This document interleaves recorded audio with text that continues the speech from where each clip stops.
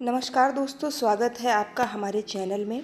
आज हम पढ़ने वाले हैं बाल मनोविज्ञान एवं शिक्षा शास्त्र से संबंधित महत्वपूर्ण तथ्यों एवं उनसे संबंधित महत्वपूर्ण प्रश्न उत्तर के बारे में। ये तथ्य और प्रश्न उत्तर आपके एग्ज़ाम के लिए, चाहे वो सीटेट हो, यूपी टेट हो या अदर स्टेट लेवल शिक्षक भर्ती एग्ज़ाम हो की दृष्टि से यह बहुत ही महत्वपूर्ण है। इसलिए इस पूरी वीडियो को आप ज़रूर देखिएगा। चलिए देर ना करते हुए शुरू करते हैं आज की इस वीडियो को। आज हम पढ़ने वाले हैं बाल विकास के अर्थ, आवश्यकता, महत्व, क्षेत्र, अवस्थाएं एवं कारण के बारे में। तो पहला टॉपिक है बाल मनोविज्ञान की अवधारणा। फ्रेंड्स, अगर आप कोई भी किताब उठाकर पढ़ेंगे तो उसमें सबसे पहले आपको यही मिलेगा कि बाल मनोविज्ञान की अवधारणा क्या है, बाल मनोविज्ञान क्या है। हम आपको अपने वीडियो में बाल मनोविज्ञान एवं शिक्षा शास्त्र से संबंधित कंप्लीट नोट्स देंगे, जो आपकी एग्ज़ाम के लिए बहुत ही इम्पॉर्टेंट है। पर एक वीडियो में पूरा नोट्स देना संभव नहीं है, इसलिए हमने इसको पार्ट वाइज बनाया है और आपको इन सभी पार्ट में संपूर्ण बाल मनोविज्ञान एवं शिक्षा शास्त्र से संबंधित सभी तथ्य और सभी प्रश्न उत्तर जो आपके एग्ज़ाम में आएगा सब कुछ मिल जाएगा। आपको कहीं और जाने की ज़रूरत नहीं पड़ेगी। चलिए शुरू करते हैं। बाल मनोविज्ञान की अवधारणा। मनोविज्ञान का जन्म दर्शन शास्त्र से हुआ है। प्रारंभ में इसे आत्मा का विज्ञान कहा गया, फिर मन का विज्ञान, उसके बाद चेतना का विज्ञान और अंततः व्यवहार का विज्ञान माना गया है। यानी कि शुरुआत में बाल मनोविज्ञान को आत्मा का विज्ञान कहा गया, फिर मन का विज्ञान कहा गया, उसके बाद चेतना का विज्ञान और अंततः यानी आधुनिक मनोविज्ञान को व्यवहार का मनोविज्ञान कहा गया है। और प्रश्न पूछा जाता है कि मनोविज्ञान का जन्म कैसे हुआ, तो मनोविज्ञान का जन्म दर्शन शास्त्र से हुआ है। शब्दार्थ देख लेते हैं। साइकी, जिसका मतलब होता है आत्मा या मन। दूसरा है लोगोस, जिसका अर्थ होता है विज्ञान या अध्ययन, यानी साइकोलॉजी, जिसे हिंदी में मनोविज्ञान कहते हैं। इसमें साइकी का मतलब आत्मा है और लोगोस का मतलब विज्ञान है, यानी आत्मा का विज्ञान या मन का विज्ञान, या इसको आत्मा का अध्ययन भी बोलेंगे। इसको आप आत्मा का अध्ययन, आत्मा का विज्ञान, मन का विज्ञान कुछ भी बोल सकते हैं। बाल मनोविज्ञान उस विशेष मनोविज्ञान को कहते हैं जिसमें विशेष रूप से बालक के व्यवहार, उसकी भावनाओं, मानसिक प्रक्रियाओं और क्रियाओं का अध्ययन किया जाता है।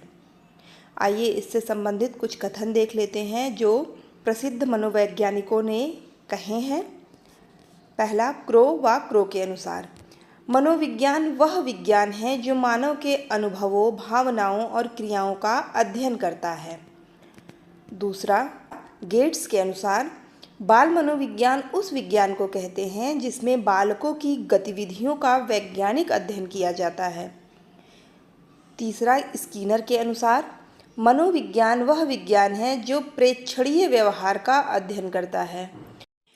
फ्रेंड्स, ये कथन बहुत ही इम्पॉर्टेंट है क्योंकि डायरेक्टली ये एग्ज़ाम में पूछ लिए जाते हैं। कथन दे दिया जाता है और पूछा जाता है यह किसने कहा है या किसके द्वारा कहा गया है, और आपको ऑप्शन दे दिया जाता है। आइए निष्कर्ष देख लेते हैं। बाल मनोविज्ञान बच्चों के संपूर्ण व्यक्तित्व को समझने का विज्ञान है। इसे आप ऐसे याद कर सकते हैं। बाल विकास का अर्थ, मीनिंग ऑफ चाइल्ड डेवलपमेंट। बालक का विकास जन्म से प्रारंभ होकर जीवन भर चलता रहता है। इसमें उसके शारीरिक, मानसिक, सामाजिक, भावनात्मक एवं नैतिक पक्षों में क्रमबद्ध और निरंतर परिवर्तन होते हैं। यानी कि बाल विकास का अर्थ है बालक के शारीरिक, मानसिक, सामाजिक, भावनात्मक एवं नैतिक पक्षों में क्रमबद्ध और निरंतर परिवर्तन। आइए देखते हैं विकास का अर्थ क्या होता है। विकास मतलब डेवलपमेंट। विकास गुणात्मक परिवर्तन है, जैसे कि सोचने की क्षमता, समझ, भावनाएं। गुणात्मक परिवर्तन के अंतर्गत सोचने की क्षमता आती है, समझ आती है, भावनाएं आती हैं, साथ साथ नैतिक विकास भी आता है, सामाजिक विकास भी आता है। ये सब विकास के अंतर्गत होते हैं। वृद्धि यानी कि ग्रोथ को मात्रात्मक परिवर्तन कहते हैं। मात्रात्मक परिवर्तन जैसे कि लंबाई, वजन, आकार आदि में वृद्धि। जैसे कि अगर कोई चीज़ मात्रात्मक रूप से बढ़ रही है, मात्रा उसकी बढ़ रही है हमारे शरीर की, तो वो मात्रात्मक परिवर्तन हो गया। लेकिन अगर विकास हो रहा है, सोचने की क्षमता, समझ, भावनाएं, नैतिक विकास, सामाजिक विकास, तो ये सब गुणात्मक परिवर्तन में आएंगे। कथन देख लेते हैं बाल विकास से संबंधित। हरलॉक, विकास वह श्रृंखलाबद्ध परिवर्तन है जिसके परिणाम स्वरूप जीव परिपक्वता की ओर बढ़ता है। क्रो एंड क्रो के अनुसार विकास से तात्पर्य उस प्रक्रिया से है जिसके द्वारा जीव निरंतर परिवर्तन एवं प्रगति करता है। बाल विकास का निष्कर्ष देख लेते हैं। बाल विकास का अर्थ है बालक के संपूर्ण व्यक्तित्व का समग्र, निरंतर एवं क्रमबद्ध परिवर्तन। अक्सर यहाँ से क्वेश्चन इस प्रकार बनता है कि बाल विकास का अर्थ क्या है, जिसमें से आपको ऑप्शन में दिया रहेगा निरंतर एवं क्रमबद्ध परिवर्तन, तो आपका सही आंसर यही होगा। बाल विकास की आवश्यकता, हमें बाल विकास के अध्ययन की आवश्यकता क्यों पड़ती है, आइए देखते हैं। बाल विकास का अध्ययन इसलिए आवश्यक है क्योंकि यह बच्चों की व्यक्तिगत भिन्नताओं को समझने में सहायक होता है। सभी शिक्षक के लिए यह समझना ज़रूरी है कि प्रत्येक बच्चा एक दूसरे से भिन्न है और उनकी भिन्नताओं को हमें समझना भी आवश्यक है, इसलिए हमें बाल विकास का अध्ययन भी करना आवश्यक है। दूसरा, यह शिक्षण अधिगम प्रक्रिया को सरल व प्रभावी बनाता है। तीसरा, यह बालक की क्षमताओं और संभावनाओं को पहचानने में मदद करता है। चौथा, यह शिक्षक को बालक की आवश्यकताओं, रुचियों और सीखने की गति को समझने में सहायता करता है। निष्कर्ष देख लेते हैं। बाल विकास के बिना शिक्षा अधूरी है क्योंकि शिक्षा का वास्तविक उद्देश्य बालक के सर्वांगीण विकास को दिशा देना है। मतलब कि बाल विकास का अध्ययन प्रत्येक शिक्षक के लिए बहुत ही ज़रूरी है। चौथा पॉइंट देख लेते हैं, बाल विकास का महत्व, इम्पॉर्टेंस ऑफ चाइल्ड डेवलपमेंट। बाल विकास शिक्षा शास्त्र के लिए अत्यधिक महत्वपूर्ण है, यानी बाल विकास का अध्ययन शिक्षा शास्त्र के लिए अत्यधिक महत्वपूर्ण है। क्यों है? शिक्षक को बालक के व्यवहार और मानसिक दशा को समझने में सहायक होता है, अधिगम प्रक्रिया को व्यवस्थित एवं प्रभावी बनाने में सहायक होता है, पाठ्यक्रम एवं शिक्षण विधियों को तैयार करने में भी सहायता करता है, बालकों की समस्याओं का निदान करने में सहायक होता है। यानी कि बाल विकास शिक्षा का आधार है। यानी शिक्षा शास्त्र में बाल विकास का क्या महत्व है, शिक्षा शास्त्र में बाल विकास को क्यों शामिल किया गया है, वो यहाँ पर समझाया गया है। बाल विकास का क्षेत्र, स्कोप ऑफ चाइल्ड डेवलपमेंट। बाल विकास का क्षेत्र बहुत व्यापक है। इसमें बालक के संपूर्ण व्यक्तित्व के विभिन्न पक्षों का अध्ययन किया जाता है।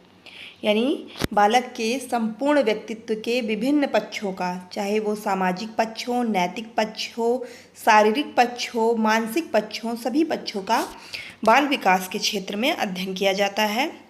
इसके विभिन्न पक्ष देख लेते हैं। शारीरिक विकास, जिसमें शरीर, अंग, स्वास्थ्य, शक्ति, वजन, ऊंचाई आदि का अध्ययन किया जाता है। दूसरा, मानसिक विकास, इसमें बुद्धि, स्मृति, चिंतन, तर्क शक्ति, कल्पना आदि का अध्ययन किया जाता है। तीसरा है सामाजिक विकास, जिसमें समाज में रहना, समूह में कार्य करना, सामाजिक नियमों को अपनाना आदि का अध्ययन किया जाता है। भावनात्मक विकास, खुशी, दुख, प्रेम, क्रोध, ईर्ष्या जैसी भावनाओं का अध्ययन किया जाता है। निष्कर्ष देख लेते हैं। बाल विकास केवल एक पक्ष तक सीमित नहीं है, बल्कि यह समग्र प्रक्रिया है। जब हम बाल विकास का अध्ययन करेंगे तो इसमें ये सभी क्षेत्र आएंगे, जिसमें शारीरिक विकास, मानसिक विकास, सामाजिक विकास, भावनात्मक विकास आदि सभी क्षेत्रों का हमें अध्ययन करना होता है बाल विकास के अंतर्गत। पॉइंट नंबर 6 देख लेते हैं। बाल विकास के सिद्धांत एवं शैक्षिक महत्व, principles and educational importance of child development. बाल विकास से संबंधित सिद्धांत जो कि बहुत ही महत्वपूर्ण है, आइए देख लेते हैं। निरंतरता का सिद्धांत, इसमें कहा गया है कि विकास लगातार चलता है। दूसरा, विकास गति का सिद्धांत, इसके अनुसार विकास की गति सभी में अलग अलग होती है। तीसरा है सामान्य दिशा का सिद्धांत। इसके अनुसार विकास सामान्य से विशेष की ओर होता है। चौथा व्यक्तिगत विभिन्नता का सिद्धांत। इस सिद्धांत के अनुसार प्रत्येक बालक अलग तरह से विकसित होता है। पांचवा संगठन का सिद्धांत। इस सिद्धांत के अनुसार विकास सभी पक्षों में आपसी संबंध रखता है। छठवां समग्रता का सिद्धांत। इस सिद्धांत के अनुसार विकास शारीरिक, मानसिक, सामाजिक, भावनात्मक सभी क्षेत्रों में होता है। आइए इन सिद्धांतों का शैक्षिक महत्व देख लेते हैं। शिक्षा की योजनाओं को बालक की आयु व विकास स्तर के अनुसार बनाना, यानी जब हम इन सभी सिद्धांतों का अध्ययन कर लेते हैं और इन्हें समझ जाते हैं तो उनका हम प्रयोग करते हैं शिक्षा के क्षेत्र में। और वो प्रयोग हम कैसे करते हैं? शिक्षा की योजनाओं को बालक की आयु व विकास स्तर के अनुसार बनाना, यानी शिक्षा की जो हम योजनाएं बनाते हैं वो बालक की आयु को ध्यान में रखकर, उसके विकास के स्तर को ध्यान में रखकर उसी के अनुसार बनाते हैं। अधिगम प्रक्रिया को व्यवस्थित करना। अधिगम का अर्थ होता है सीखना। सीखने की प्रक्रिया को व्यवस्थित करना, यानी बच्चे को व्यवस्थित ढंग से सिखाना उसकी आयु और विकास स्तर के अनुसार। बच्चों की रुचि और क्षमताओं को ध्यान में रखकर कार्य करना। शिक्षक को बालक को समझने और उसकी समस्याओं को सुलझाने में मदद करना। इसलिए हमारे लिए इन सिद्धांतों को समझना बहुत ज़रूरी होता है। चलिए 7वां पॉइंट देख लेते हैं। विकास एवं वृद्धि की अवधारणा, concept of development and growth. वृद्धि यानी कि ग्रोथ, शरीर में होने वाला मात्रात्मक परिवर्तन, उदाहरण लंबाई, वजन, आकार। और दूसरा है यह सीमित होता है, यानी मात्रात्मक परिवर्तन जो होते हैं वो सीमित होते हैं और ये वो परिवर्तन होते हैं जो जिसमें मात्रा होती है। जैसे लंबाई की एक मात्रा होती है, वज़न की मात्रा होती है, आकार की मात्रा होती है, इसीलिए ये सीमित होते हैं और इन्हें मात्रात्मक परिवर्तन कहते हैं। दूसरा है डेवलपमेंट यानी विकास। विकास गुणात्मक परिवर्तन है, इसे व्यक्तित्व का गुणात्मक परिवर्तन कहा जाता है और इसके अंतर्गत आते हैं सोच, समझ, भावनाएं, आदतें। ये सभी चीज़ें गुणात्मक परिवर्तन के अंतर्गत आते हैं और ये जीवन भर चलते हैं और असीमित होते हैं। निष्कर्ष देखते हैं। वृद्धि और विकास परस्पर संबंधित हैं, लेकिन दोनों अलग अलग अवधारणाएं हैं, यानी इन दोनों की अवधारणा तो अलग है परंतु ये दोनों एक दूसरे से संबंधित होते हैं। 8वां देख लेते हैं। विकास एवं वृद्धि की प्रकृति, nature of development and growth. विकास एवं वृद्धि की प्रकृति कैसी होती है? पहला, विकास सतत एवं आजीवन प्रक्रिया है, यानी यह हमारे जीवन पर्यंत चलने वाली प्रक्रिया है, यह रुकती नहीं है। विकास में गुणात्मक एवं मात्रात्मक दोनों प्रकार के परिवर्तन होते हैं। प्रश्न पूछा जाता है विकास में किस प्रकार के परिवर्तन होते हैं? गुणात्मक परिवर्तन, मात्रात्मक परिवर्तन, सिर्फ गुणात्मक परिवर्तन, सिर्फ मात्रात्मक परिवर्तन या गुणात्मक एवं मात्रात्मक दोनों प्रकार के परिवर्तन। और आपको टिक लगाना होता है, तो इसका आंसर है गुणात्मक एवं मात्रात्मक दोनों प्रकार के परिवर्तन होते हैं विकास में। विकास क्रमबद्ध होता है, इसमें कोई छलांग नहीं लगाई जा सकती, यानी वो क्रम से ही होगा, इसमें हम गैप भी नहीं कर सकते, इसको छलांग लगा के हम आगे भी नहीं जा सकते हैं, ये एक क्रम से ही होता है। आइए देख लेते हैं वृद्धि।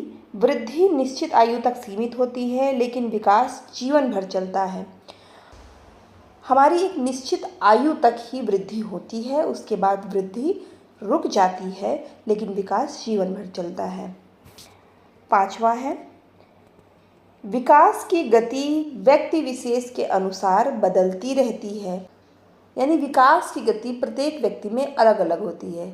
किसी में बहुत तेज़ी से विकास होता है और किसी व्यक्ति में बहुत धीरे होता है। 6वां पॉइंट, शारीरिक, मानसिक, सामाजिक, भावनात्मक विकास आपस में जुड़ा होता है, यानी ये सभी विकास आपस में जुड़े होते हैं। बाल विकास की अवस्थाएं, स्टेज ऑफ चाइल्ड डेवलपमेंट। आइए हम देख लेते हैं बाल विकास की कितनी अवस्थाएं होती हैं, प्रमुख अवस्थाएं देख लेते हैं। गर्भावस्था, जो कि गर्भाधान से लेकर जन्म तक होता है। दूसरा है शैशवावस्था, जन्म से लेकर 2 वर्ष तक। तीसरा है प्रारंभिक बाल्यावस्था, 2 वर्ष से लेकर 6 वर्ष तक। उत्तर बाल्यावस्था, 6 से लेकर 12 वर्ष तक। किशोरावस्था, 12 से लेकर 18 वर्ष तक। प्रौढ़ावस्था, 18 से आगे। इसको मैं आपको शॉर्ट में करके दिखा देती हूँ कि आप इसे एक साथ देख लीजिए। बाल विकास की मुख्य इतनी ही अवस्थाएं होती हैं और इनसे अक्सर परीक्षाओं में प्रश्न पूछे ही जाते हैं, इसलिए इन्हें ज़रूर से ज़रूर याद करिएगा। हर अवस्था की अपनी विशेषताएं और महत्व हैं, जिनके बारे में हम आगे डिटेल से पढ़ेंगे। बाल विकास एवं शिक्षा शास्त्र से वस्तुनिष्ठ प्रश्नोत्तरी हम आपको यहाँ पर दे रहे हैं, जिसमें आपको आज के सेशन में 20 प्रश्नोत्तर दिए जा रहे हैं। हमने आपको आज यहाँ तक बताया है कि बाल विकास की कितनी अवस्थाएं होती हैं, यहाँ तक आपको पढ़ाया गया है। ये एक इम्पॉर्टेंट नोट्स है, जैसे आप एक किताब पढ़ते हैं फिर उसका नोट्स बनाते हैं, तो वो आपको करने की ज़रूरत नहीं है। हमने यहाँ पर ऑलरेडी आपके लिए नोट्स तैयार कर दिया है, इससे बाहर कुछ भी नहीं आने वाला है। और ये पार्ट 1 है। इसके बाद धीरे धीरे हम आपको सारे नोट्स प्रोवाइड करेंगे और आपको कंप्लीट नोट्स देंगे, जैसे कि आपकी बाल विकास और शिक्षा शास्त्र की कंप्लीट तैयारी हो जाए। और हर वीडियो में नोट्स ख़त्म होने के बाद आपको 20 से 25 प्रश्नोत्तरी दी जाएगी। चलिए अब हम प्रश्नोत्तरी की शुरुआत करते हैं। पहला प्रश्न है, मनोविज्ञान शब्द किस भाषा से उत्पन्न हुआ है? उत्तर है ग्रीक भाषा से। मनोविज्ञान ग्रीक भाषा से उत्पन्न हुआ है। प्रश्न 2, मनोविज्ञान व्यवहार का विज्ञान है, यह परिभाषा किस विद्वान ने दी है? मनोविज्ञान व्यवहार का विज्ञान है, यह परिभाषा स्किनर ने दी है। और यह प्रश्न एग्ज़ाम में कई बार पूछा गया है और आगे भी पूछा जाएगा। आइए इसका थोड़ा सा संक्षिप्त में डिटेल देख लेते हैं। हर एक ऑप्शन का मैं आपको यहाँ पर डिटेल दूंगी जहाँ पर ज़रूरी होगा। स्किनर, इन्होंने मनोविज्ञान को प्रत्यक्ष व्यवहार का विज्ञान कहा है। दूसरा ऑप्शन वॉटसन, यह व्यवहारवाद के जनक माने जाते हैं। सी क्रो एंड क्रो, उन्होंने अनुभव और क्रियाओं के अध्ययन को मनोविज्ञान कहा है। डी ऑप्शन हरलॉक, इन्होंने विकास की व्याख्या की है। प्रश्न 3, बाल विकास का वास्तविक अर्थ क्या है? केवल शारीरिक परिवर्तन, केवल मानसिक परिवर्तन, निरंतर और क्रमबद्ध परिवर्तन, केवल भावनात्मक परिवर्तन। आगे मैंने आपको इसके बारे में डिटेल से पढ़ाया है, तो आपको इसका उत्तर पता होना चाहिए। इसका ऑप्शन सी सही रहेगा, निरंतर और क्रमबद्ध परिवर्तन। आइए इसको थोड़ा डिटेल से देखते हैं। केवल शारीरिक परिवर्तन, यह वृद्धि है, विकास नहीं है, क्योंकि यह मात्रात्मक होता है। मैंने आपको आगे बताया है शारीरिक विकास मात्रात्मक होता है और यह मात्रात्मक जो है यह वृद्धि के अंतर्गत आता है। केवल मानसिक विकास, विकास बहुआयामी है, इसलिए केवल मानसिक विकास को ही विकास कहना सही नहीं होगा। निरंतर और क्रमबद्ध विकास, यह विकास का सही स्वरूप होगा। केवल भावनात्मक विकास, ये भी विकास का अधूरा दृष्टिकोण है। प्रश्न नंबर 4, विकास परिपक्वता की ओर ले जाने वाले परिवर्तनों की श्रृंखला है, यह कथन किसका है? उत्तर 1 हरलॉक ने कहा है। अब सभी विकल्पों के बारे में एक संक्षिप्त जानकारी ले लेते हैं। हरलॉक विकास को परिपक्वता की ओर अग्रसर परिवर्तन माना है इन्होंने। क्रो एंड क्रो विकास को सतत प्रगति बताया है। पियाजे संज्ञानात्मक विकास का सिद्धांत दिया है। गिलफोर्ड बुद्धि का संरचना सिद्धांत दिया है। प्रश्न नंबर 5, वृद्धि किस प्रकार का परिवर्तन है? गुणात्मक परिवर्तन, मात्रात्मक परिवर्तन, सामाजिक परिवर्तन, नैतिक परिवर्तन। मैंने आपको पढ़ाया है, तो इसका उत्तर आप लोग अपने मन से देने की कोशिश कीजिएगा। चलिए इसका उत्तर देख लेते हैं। उत्तर है मात्रात्मक परिवर्तन। गुणात्मक परिवर्तन विकास में आता है, यानी जब भी विकास की बात होगी तो उसे गुणात्मक परिवर्तन कहेंगे। मात्रात्मक परिवर्तन में लंबाई, वजन, आकार आदि वृद्धि होती है। सामाजिक परिवर्तन विकास का हिस्सा है, नैतिक परिवर्तन भी विकास का हिस्सा है। प्रश्न नंबर 6, निम्न में से कौन सा विकास का सिद्धांत है? निरंतरता का सिद्धांत, व्यक्तिगत विभिन्नता का सिद्धांत, समग्रता का सिद्धांत, उपयुक्त सभी। चलिए आप लोग अपने मन से इसका उत्तर बताने की कोशिश कीजिए।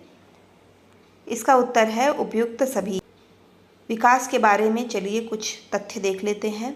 विकास सतत चलता है, हर बालक का विकास अलग होता है, विकास सभी पहलुओं को समाहित करता है। ये सभी विकास के सिद्धांत हैं। प्रश्न नंबर 7, विकास की गति कैसी होती है? सभी बच्चों में समान, प्रत्येक में अलग अलग, केवल बचपन में तेज, केवल बुढ़ापे में तेज। प्रत्येक में अलग अलग यानी प्रत्येक बच्चे में या प्रत्येक व्यक्ति में विकास अलग अलग होता है। प्रश्न नंबर 8, किस अवस्था को सुनहरा काल कहा जाता है? गर्भावस्था, शैशवावस्था, प्रारंभिक बाल्यावस्था या किशोरावस्था? इसका उत्तर है प्रारंभिक बाल्यावस्था, जो कि 2 से 6 वर्ष की है। इन विकल्पों को थोड़ा संक्षिप्त में देख लेते हैं। गर्भावस्था महत्वपूर्ण है पर सुनहरा काल नहीं है। शैशवावस्था यह निर्भरता का काल है। अक्सर ये प्रश्न पूछा जाता है कि निर्भरता का काल किस अवस्था को कहते हैं, तो उत्तर है शैशवावस्था। प्रारंभिक बाल्यावस्था को सीखने का सर्वोत्तम काल या समय माना गया है। तो ये भी प्रश्न बनता है कि सीखने का सर्वोत्तम काल या सीखने का सर्वोत्तम समय किस अवस्था को माना गया है, तो उत्तर है प्रारंभिक बाल्यावस्था। किशोरावस्था को यह संक्रमण काल है। अक्सर प्रश्न पूछा गया है और पूछा जाएगा कि संक्रमण काल किस अवस्था को कहते हैं, तो किशोरावस्था को कहते हैं। प्रश्न 9, किशोरावस्था की आयु सीमा क्या मानी जाती है? 0 से 2 वर्ष, 2 से 6 वर्ष, 12 से 18 वर्ष, 18 से 25 वर्ष। तो इसके बारे में सभी को पता होगा, 12 से 18 वर्ष। सभी विकल्पों से संबंधित एक संक्षिप्त डिटेल यहाँ पर देख लेते हैं। 0 से 2 वर्ष शैशवावस्था, 2 से 6 वर्ष प्रारंभिक बाल्यावस्था, और जो यहाँ पर नहीं लिखा हुआ है 6 से लेकर 12 वर्ष उत्तर बाल्यावस्था है। उसके बाद 12 वर्ष से 18 वर्ष है किशोरावस्था, 18 वर्ष से 25 वर्ष को प्रारंभिक प्रौढ़ावस्था की अवस्था कहते हैं। प्रश्न नंबर 10, मनोविज्ञान चेतना का विज्ञान है, यह परिभाषा किसने दी है? विलियम जेम्स, वुंट, स्किनर या वाटसन ने? उत्तर है वुंट ने। जेम्स ने मनोविज्ञान को चेतना का प्रवाह कहा है। वुंट ने चेतना के विज्ञान पर बल दिया है। स्किनर प्रत्यक्ष व्यवहार का विज्ञान मानते थे मनोविज्ञान को। वाटसन व्यवहारवाद के समर्थक थे, यानी उन्होंने मनोविज्ञान को व्यवहारवाद का विज्ञान कहा था।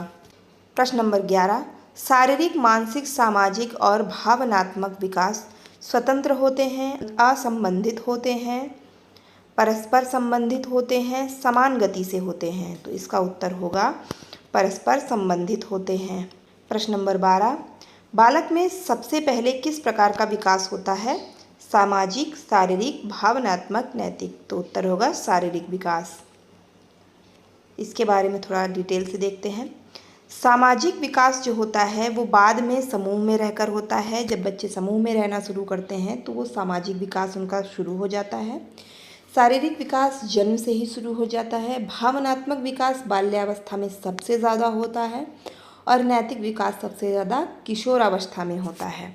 प्रश्न नंबर 13, बालक क्यों, क्या, कैसे प्रश्न सबसे अधिक किस अवस्था में पूछता है? ए गर्भावस्था, बी शैशवावस्था, सी प्रारंभिक बाल्यावस्था, डी किशोरावस्था? तो उत्तर होगा प्रारंभिक बाल्यावस्था। आइए थोड़ा डिटेल से देखते हैं। गर्भावस्था गर्भ से लेकर जन्म तक की अवस्था होती है। शैशवावस्था में बच्चे को पूरी तरह से भाषा नहीं आती है, यानी वो पूरी तरह से बोल नहीं पाता है सही से। प्रारंभिक बाल्यावस्था इसको जिज्ञासा की अवस्था कहते हैं। इसमें जिज्ञासा बच्चों में अधिक से अधिक होती है। किशोरावस्था प्रश्न अलग प्रकार के होते हैं, यानी किशोरावस्था में बच्चों के प्रश्न अलग प्रकार के होते हैं। इस प्रकार के प्रश्न नहीं होते हैं कि क्यों हैं, क्या हैं, कैसे हैं। ऐसे प्रश्न बच्चे अक्सर प्रारंभिक बाल्यावस्था में करते हैं। किशोरावस्था में भी प्रश्न होते हैं पर इस प्रकार के प्रश्न नहीं होते हैं।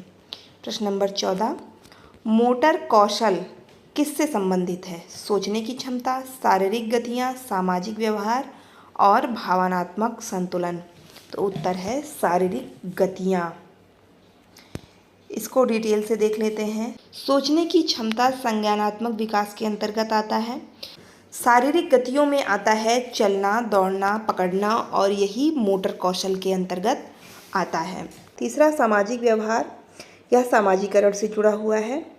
चौथा भावनात्मक संतुलन, यह भावनात्मक विकास के अंतर्गत आता है। प्रश्न नंबर 15, निम्न में से कौन सा बाल विकास की प्रत्यक्ष आवश्यकता नहीं है? शिक्षण को सरल बनाना, व्यक्तिगत भिन्नताओं को समझना, पाठ्यक्रम का निर्माण करना, खेल कूद का आयोजन करना। उत्तर है खेल कूद का आयोजन करना। यानी कि बाल विकास की प्रत्यक्ष आवश्यकता नहीं है, यानी अगर हम बाल विकास का अध्ययन करते हैं तो उसमें हमें किस चीज़ का अध्ययन करने की प्रत्यक्ष आवश्यकता नहीं है, वह है खेल कूद का आयोजन करना। प्रश्न नंबर 16, विकास की विशेषता है।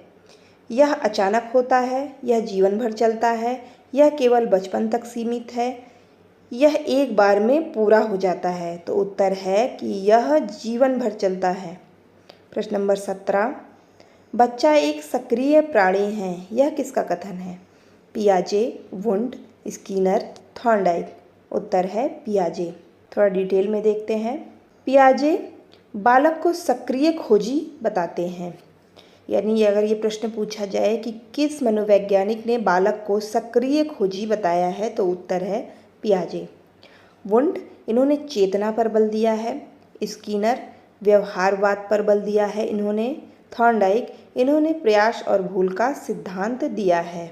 प्रश्न नंबर 18, नैतिक विकास का अध्ययन किस विद्वान ने किया? कोहलबर्ग, पियाजे, फ्रायड, स्किनर। तो उत्तर है कोहलबर्ग।